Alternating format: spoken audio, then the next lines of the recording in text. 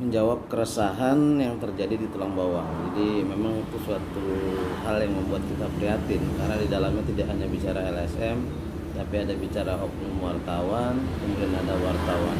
Nah, jika ini terjadi pada wartawan yang betul-betul wartawan, saya kira ada kewajiban media, kemudian organisasi persnya untuk melakukan evaluasi. Nah, ini harus jadi sorotan, jadi catatan kita juga karena merusak citra wartawan. Kemudian kalau bicara soal LSM misalnya, LSM itu kan tugas fungsinya jelas, ada di Undang-Undang Ormas. Kemudian fungsinya itu adalah perpanjangan tangan masyarakat kepada pemerintah. Dia harus bisa menjadi penengah, kemudian menjadi pendamping masyarakat terhadap persoalan-persoalan yang di luar birokrat. Jadi seharusnya justru LSM itu penyejuk, bukan meresahkan. Nah, kalau sudah menjadi meresahkan maka bisa dilaporkan ke aparat penegak hukum. Jadi saya akan kepada guru-guru itu perlu takut terhadap wartawan atau LSM sepanjang kita dalam koridor yang benar. Jadi kalau misalnya meresahkan, laporkan ke aparat keamanan.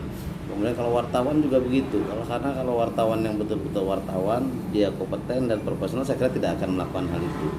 Ini juga jadi catatan karena hampir setiap daerah kalau kita diskusi seminar ditemukan hal-hal yang sama. Banyak wartawan meresahkan, LSM meresahkan. Jadi sudah kita katakan berkali-kali, tidak perlu takut. Kita juga harus mengedukasi, meluruskan wartawan yang tidak lurus. Jadi kalau sudah meresahkan, laporkan kepada keamanan, karena itu sudah mengganggu kenyamanan. Jadi tidak perlu, laporkan kepada polisi. Saya kira polisi akan bertindak itu. Jadi wartawan juga harus kembali kepada titahnya. Jadi tidak lagi merusak citra, karena kita sudah mendorong bagaimana wartawan kompeten, wartawan harus profesional, menjaga nama baik pers. Ini harus terus terjadi. Mudah-mudahan tidak ada.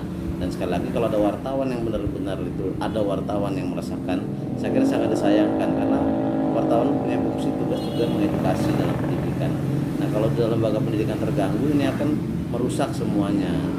Dan saya kira para guru juga harus berani itu. Kalau kepala sekolah itu merasa terancam terhadap wartawan, LSM, harus berani melaporkan mereka itu karena sudah meresahkan, sepanjang juga memang kita itu dalam koridor yang benar.